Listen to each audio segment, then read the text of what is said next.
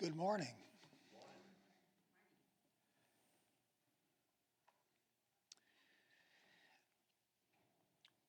I'd like to start out this morning just talking about a quick review of a very important aspect of these lessons. Then we'll get on to the next thing in this series of lessons, which is the judgment seat of Christ.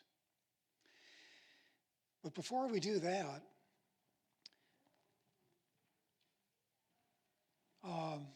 while you're getting your handout for today,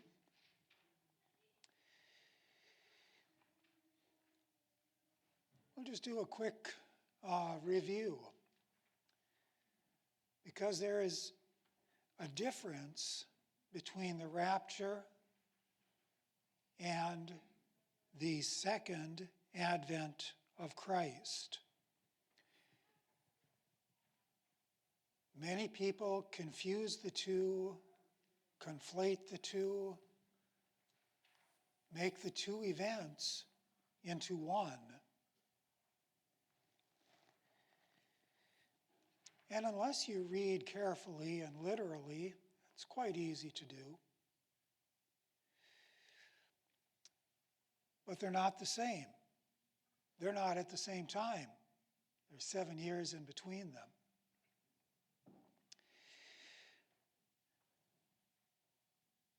We've seen that the rapture is Christ appearing in the clouds rather than setting foot on the earth. We've seen that Christ appears in the clouds to receive his believers or saints, which is a Bible word. Doesn't mean what some churches mean by saints. It's just people like us. If you're born again, you're a biblical saint. It's Christ coming for his church. We have churches that consist of God's people. He's coming for his bride.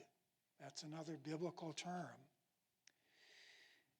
And we've seen that he takes resurrected believers, dead and living, back to heaven with him. So he never gets to the surface of the earth. He appears in the clouds, believers meet him there, they go off into heaven. The second coming is contrasted to the rapture. In this event, Christ does come to the surface of the earth.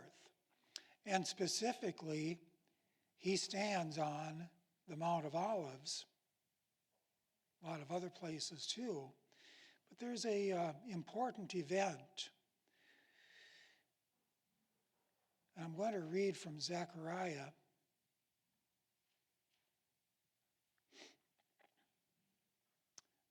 chapter 14 and verse 4.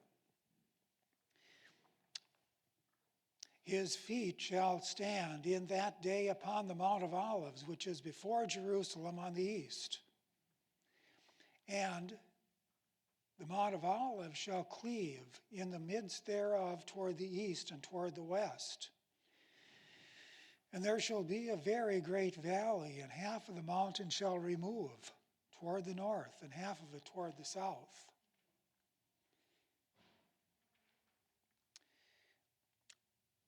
Another aspect of the second advent of Christ is that every eye shall see him. It says that. It says very plainly. I'm not sure how that's going to work, but it's been imagined that as he comes on his white horse with his army of angels, as well as saints coming back to the earth with him, also on white horses, as I understand it, they might make a few victory laps around the planet because the king is arriving. They can do that very quickly and do it until every eye has seen him. We've also seen that he comes for the battle of Armageddon. And that battle is hardly a battle, but it's a complete overtaking of the enemy and a victory for Jesus Christ. We've seen that he comes to Jerusalem. We've seen that here in Zechariah chapter 14, we did in Zechariah chapter 14, also back in Zechariah chapter 8.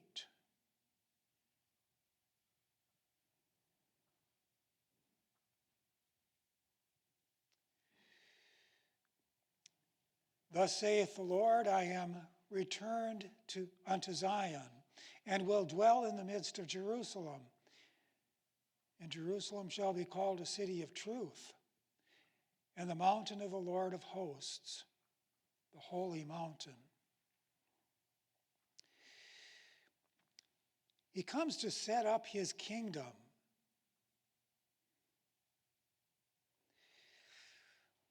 Some of this is in the book of the Revelation, although Revelation focuses very much on the tribulation period.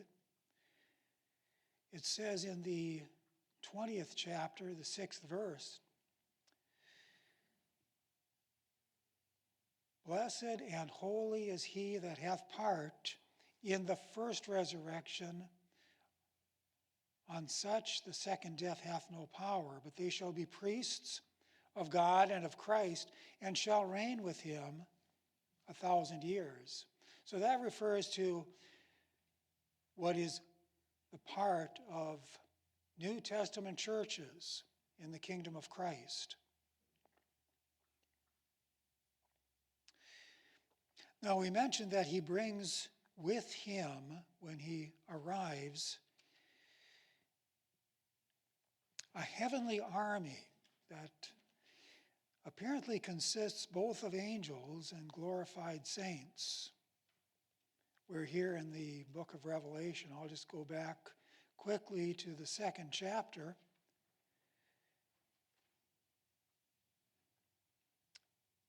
And the 26th verse. And he that overcometh and keepeth my works unto the end. Now, context, this is the Lord speaking. And so he that overcometh has to do with his glorified saints. He that overcometh and keepeth my works unto the end. To him will I give power over the nations, and he shall rule them with a rod of iron. And the vessels of a potter, as the vessels of a potter, shall they be broken to shivers, even as I received of my Father. And I will give unto him the morning star.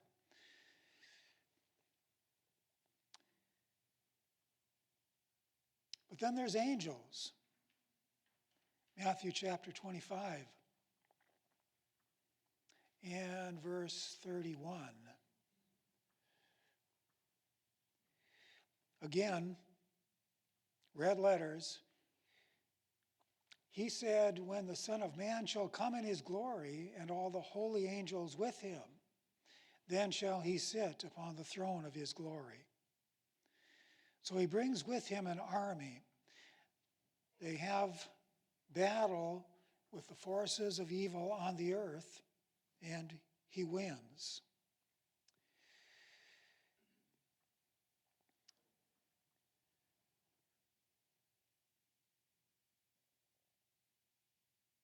And we see that those who have part in the first resurrection shall reign with him. So that's that. That's what I know to give you about the entire program of the second coming, including the rapture, followed 7 years later by the second advent. Does anybody have a question that I may or may not have an answer for? Because if not, we're just going to move on here, and I want to focus on the judgment seat of Christ. Now, chronologically, what's happened when we get to this part is the rapture has taken place. The living and dead saints are removed from the earth because the wrath of God is about to take over. But God's people are removed and taken to heaven for 7 years. There's tribulation on the earth, and God's people are with him in heaven. One of the things that is said to happen in the heavenlies with the people of God is the judgment seat. Now, I think all of the verses that I'm referencing are some of them written out, some of them just the references on that handout. But if you want to, you could busily turn in your Bible to the book of Hebrews, chapter 9 and verse 27. Now, the book of Hebrews gives us this.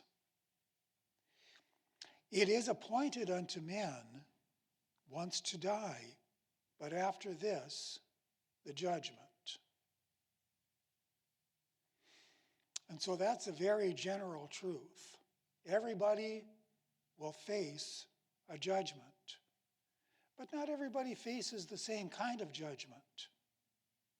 If you're a born-again Christian, you can't be judged for your sin. Amen. Christ was judged for your sin. If you've received that salvation, that's done. It's over.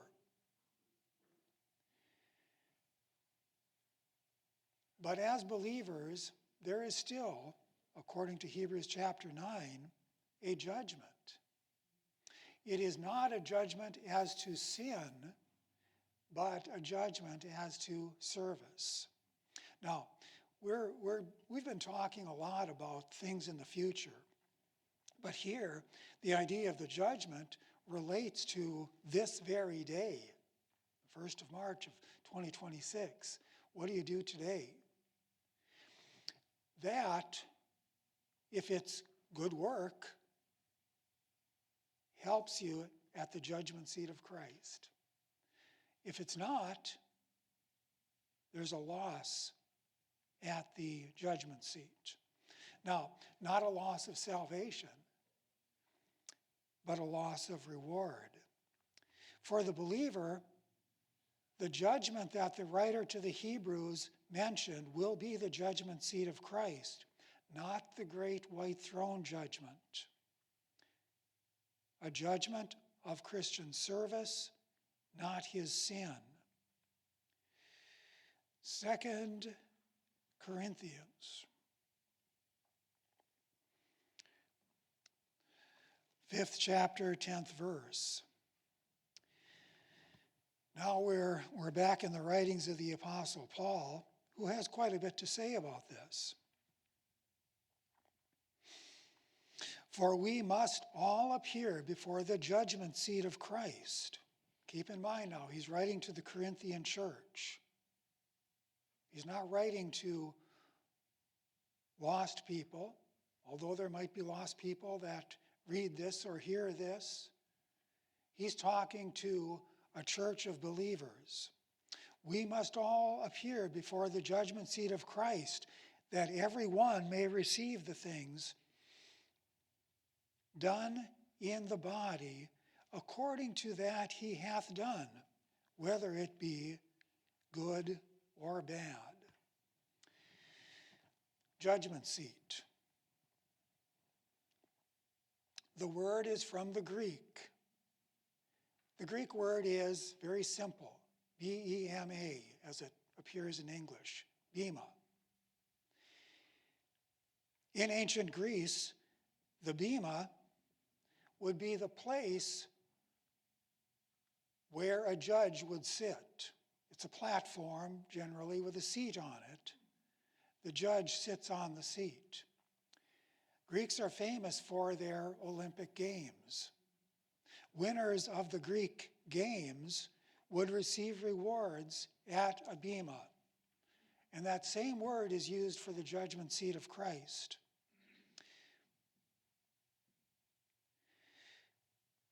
The Apostle Paul makes it clear that all will appear before this judgment seat. If you're saved, your work for the Lord will be judged at the bema, whether it's good or bad. This has nothing to do with sin. It's hard to make this separation because often it's sin in our lives today that hinder our service. But the sin has been dealt with at Calvary, and what's left is either good service or a lack thereof. And that's what this judgment seat is dealing with.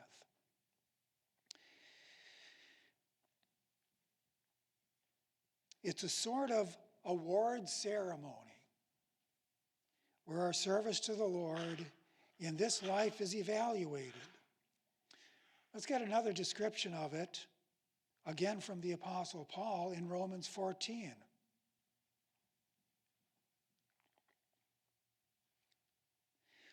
Romans 14, beginning at verse 10. The context here is Paul referring to the judgment seat of Christ while he's teaching something else. The context is teaching the church at Rome not to despise each other. You might think, I'm better than he is because of what I do or what I possess or something like that. Paul's dealing with that in the church at Rome. Do not judge or despise one another.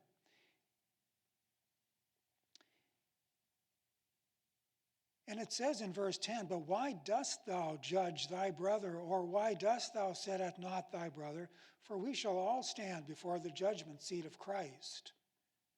Don't judge, you will be judged. For it is written, as I live, saith the Lord, every knee shall bow to me, and every tongue shall confess to God. So then every one of us shall give account of himself to God.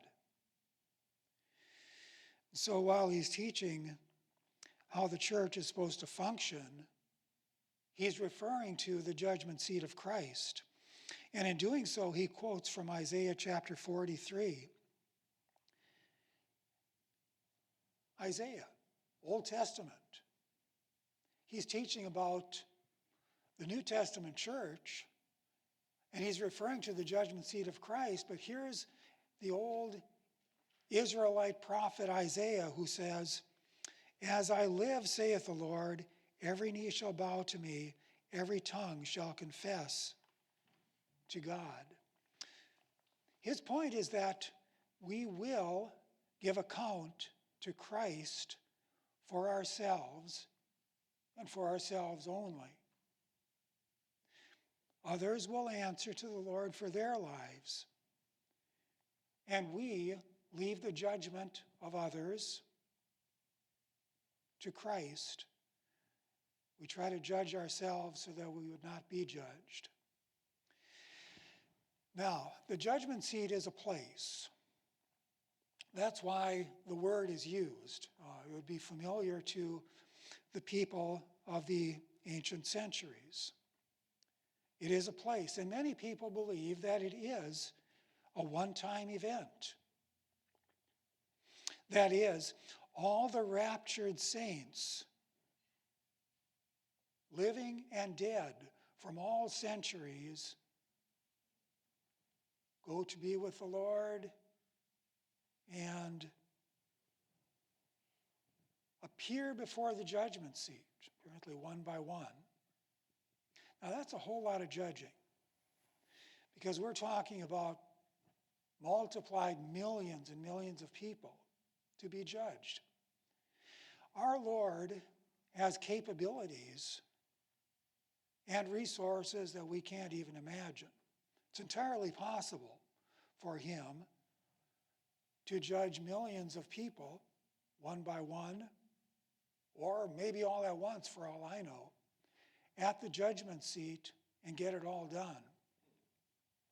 But there's another way of thinking about this. Some people suggest that at the rapture, of course, the living and dead go to be with Christ, but the dead have been with Christ, body and soul, since they died. And so maybe the Lord has been chipping away at the judgment seat all these years. The Bible doesn't say, so I'm not going to say which way it goes. But one thing we do know for sure is that we will all face that judgment.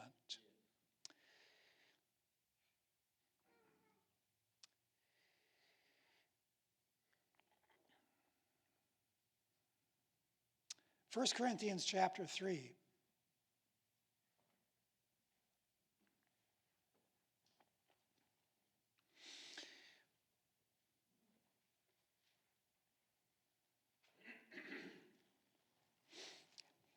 Here the Apostle Paul is going to use one of his three metaphors. When he's teaching about the church, he often talks about a building, which is kind of the same as he's doing here. Or he talks about body or the bride. But here the building is an analogy for what you're building in your life and what I'm building out of my life. Let's see, where am I here? Chapter 3, verse 11. We'll see Jesus Christ as the foundation, and then there's building on that foundation. 1 Corinthians 3:11, for other foundation can no man lay than that is laid, which is Jesus Christ. Now, if any man build upon this foundation gold, silver, precious stones, wood, hay, stubble, every man's work shall be made manifest. For the day shall declare it, because it shall be revealed by fire, and the fire shall try every man's work of what sort it is. If any man's work abide, which he hath built thereon, he shall receive a reward. But if any man's work shall be burned, he shall suffer loss. But he himself shall be saved, yet so as by fire. So the picture is this. A believer goes to the judgment seat, and the Lord looks at what you could think of as building plans. Jesus Christ is the foundation, and it's either built with inflammable materials, gold, silver, precious stones, or it's built with flammable materials, wood, hay, stubble. Works are then said to be tried by fire. Now, as a believer, an individual believer, you won't lose your salvation. It says specifically, if any man's work shall be burned, he shall suffer loss, but he himself shall be saved. The thing is, he's standing by a fire, saved, yet so as by fire. I take that really literally. There's a saved guy standing at the judgment seat of Christ, and there's a fire next to him. The fire is the life that he lived. A pile of works that amount to wood, hay, and stubble that don't stand up to the examination at the judgment seat. There are works made of precious stones and gold and silver and flammable things that withstand the fire. And so there's a reward for that. If the works burn up, there's no reward. Salvation is secured at Calvary. That's not a problem. But the reward is lost. So if we build on first day of March 2026 with materials that have no heavenly value, there will be a loss at the judgment seat.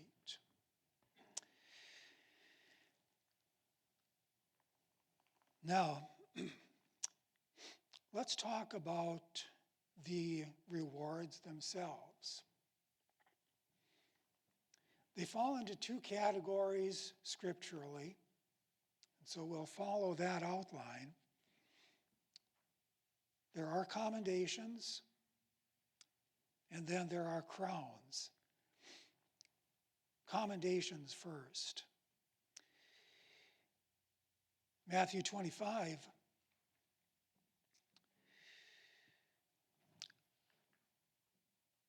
Starting in the 14th verse of Matthew 25, the Lord gave us a parable, saying, the kingdom of heaven is as a man traveling into a far country, who called his own servants and delivered unto them his goods. Now this sounds like a lesson on stewardship, and so it is. Unto one he gave 5 talents, to another 2, and to another 1. Now somebody has done the math. I'm not sure how accurately. But a talent is a pile of money that in current US dollars would amount to $350,000. So it's a significant amount.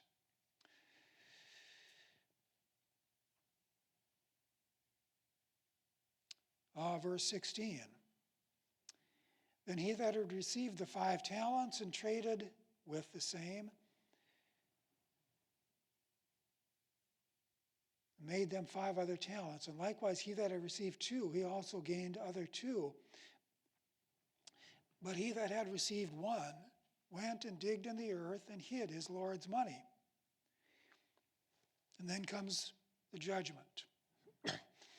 After a long time, the Lord of those servants cometh and reckoneth with them. Reckoning is an accounting.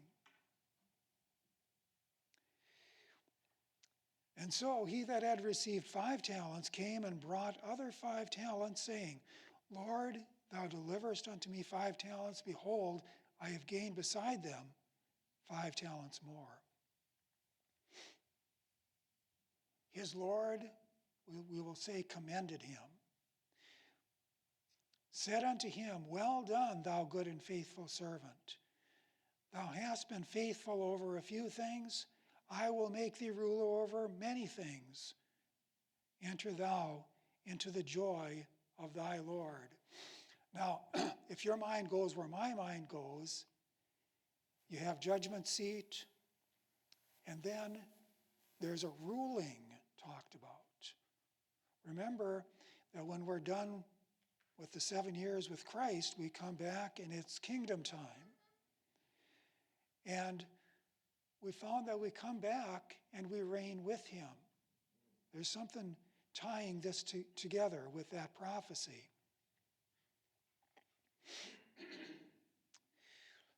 He also that had received 2 talents came and said, Lord, thou deliverest unto me 2 talents. Behold, I have gained 2 other talents beside them. And here's the commendation.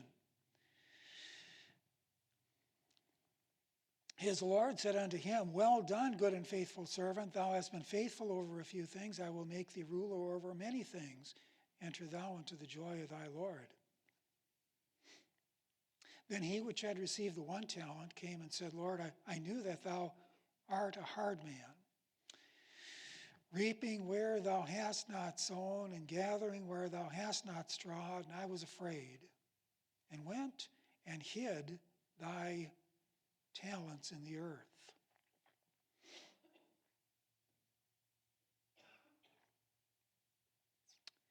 One thing I love about using e-sword is you touch it in the wrong place and it goes somewhere. I was in Matthew 25.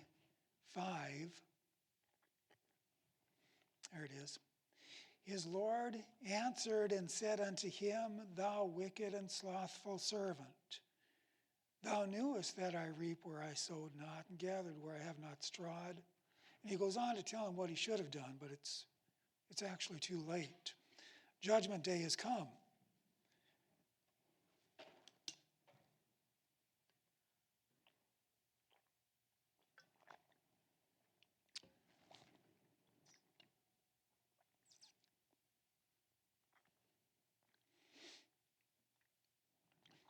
So the first 2 servants received commendation. They were good stewards and brought an increase to their Lord. The third received no commendation. Rather, he received a sharp rebuke.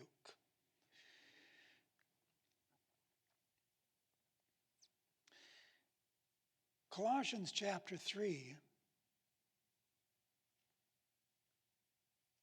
starting in verse 23.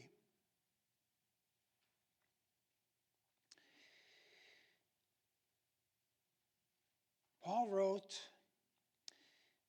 And whatsoever ye do, do it heartily as to the Lord and not unto men, knowing that of the Lord ye shall receive the reward of the inheritance. For ye serve the Lord Christ, but he that doeth wrong shall receive for the wrong which he hath done. There is no respect of persons. So the 2 faithful servants represent Christians at the Bema who are commended for serving their Lord in whatever capacity they could. They were, if we make the application, faithful church attenders. They were faithful givers to the Lord's work. They were not conformed to the world, but conformed to Christ. The third of those stewards, those servants, was not commended. He didn't lose his salvation, so to speak. Didn't happen, but he stood at the judgment seat by a fire, using Paul's imagery, a fire burning his worthless works. So we have this parable of the Lord, and I don't think it's an artificial connection to make this teaching about the judgment seat, because you have these shadows of connection to what the Lord gave us in prophecy about the judgment seat.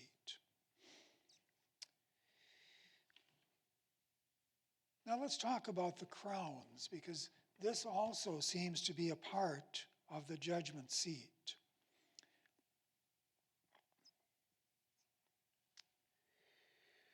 2 Timothy chapter 4.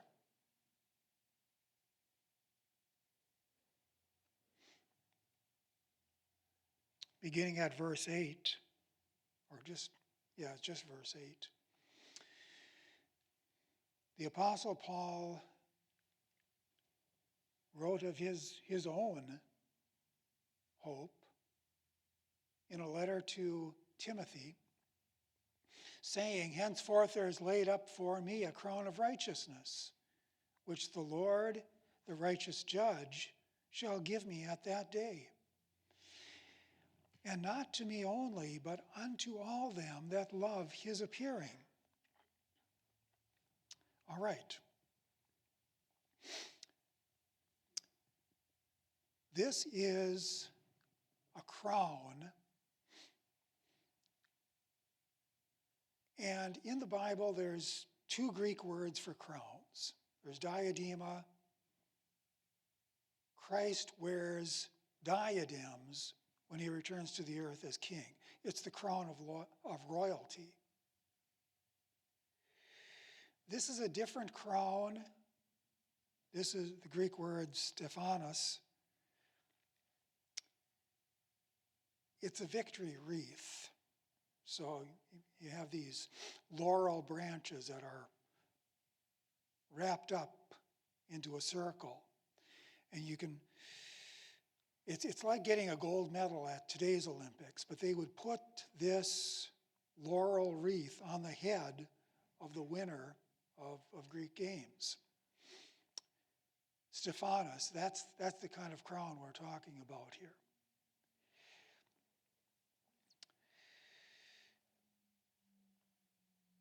Christ wears diadems. Faithful Christians get victory wreaths. Paul wrote of his, I use the word hope, his certainty of receiving a crown of righteousness. But then he said that the crown of righteousness is also available to any and all who love Christ's appearing.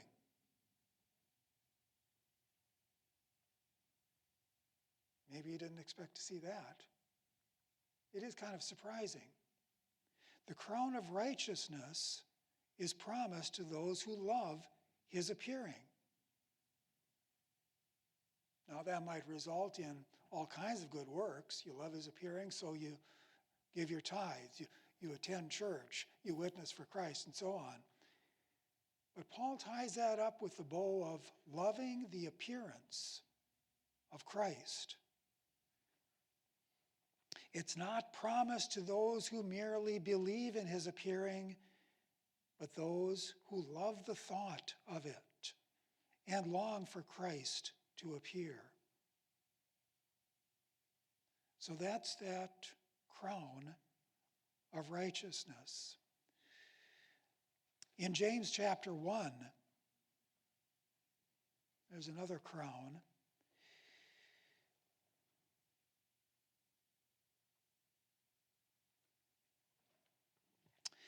James 1:12, blessed is the man that endureth temptation, for when he is tried, he shall receive the crown of life, which the Lord hath promised to them that love him. Now this crown is promised for enduring times of testing. That is, those who continue on and don't just fold up in the face of adversity. This is the kind of thing that the Lord is going to be examining. Those who are faithful, regardless of adversity, are promised this crown. In the book of the Revelation, chapter 2, this is the part of Revelation where Christ is dictating to John letters to be sent to the 7 churches in Asia.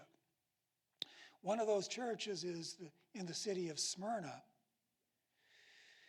And in the 10th verse of chapter 2 is this. Christ says, fear none of those things which thou shalt suffer. Behold, the devil shall cast some of you into prison, that ye may be tried. And ye shall have tribulation 10 days. Be thou faithful unto death, and I will give thee a crown of life. Trouble will come, but it'll probably last 10 days. It's of short duration. If it goes on your entire life, that's 10 days. It's short duration.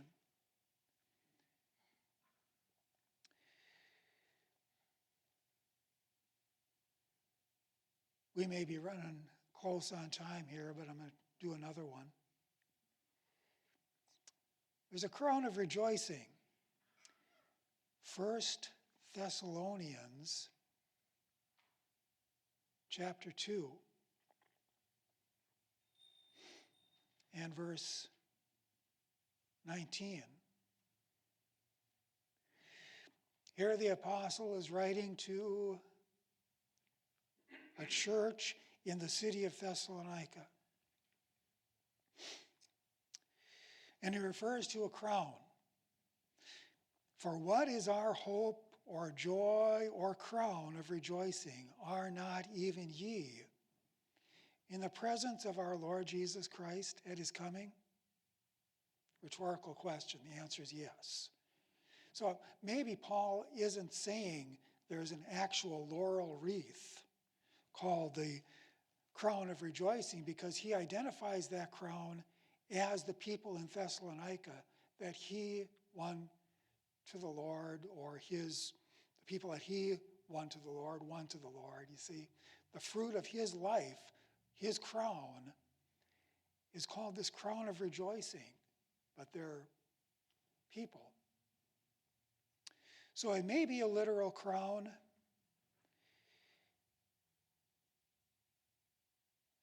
That he's alluding to. A victory wreath awarded for being a soul winner. Whether it's an actual laurel wreath or not doesn't matter. It's still a crown. It's still something that crowns his life and is available to anyone.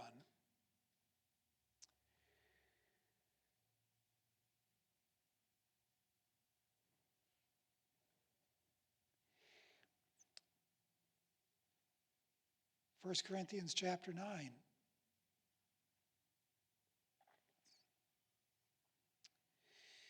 In verse 24.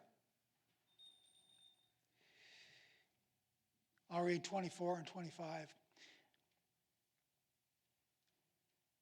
Know ye not that they which run in a race run all, but one receiveth the prize? So run that ye may obtain. And every man that striveth for the mastery is temperate in all things. Now they do it to obtain a corruptible crown, but we an incorruptible. Miss Sally, did I get a signal? Huh?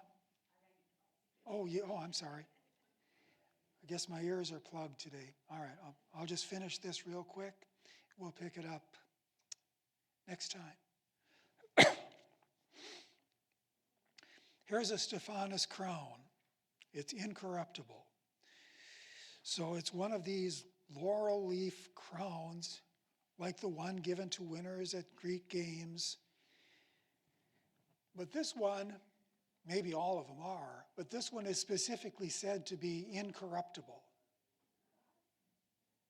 So the Greek athletes would go through all this stuff, training, denying themselves, doing their regimen that the coach makes them do, just to get a laurel wreath. And pretty soon the leaves would fall off. Pretty soon it's nothing but sticks. But there is an incorruptible crown for the same kind of sacrifice in the Christian life. Pushing away pleasures in order to win. Well, we'll have to pick up there. There's one more crown and then a conclusion.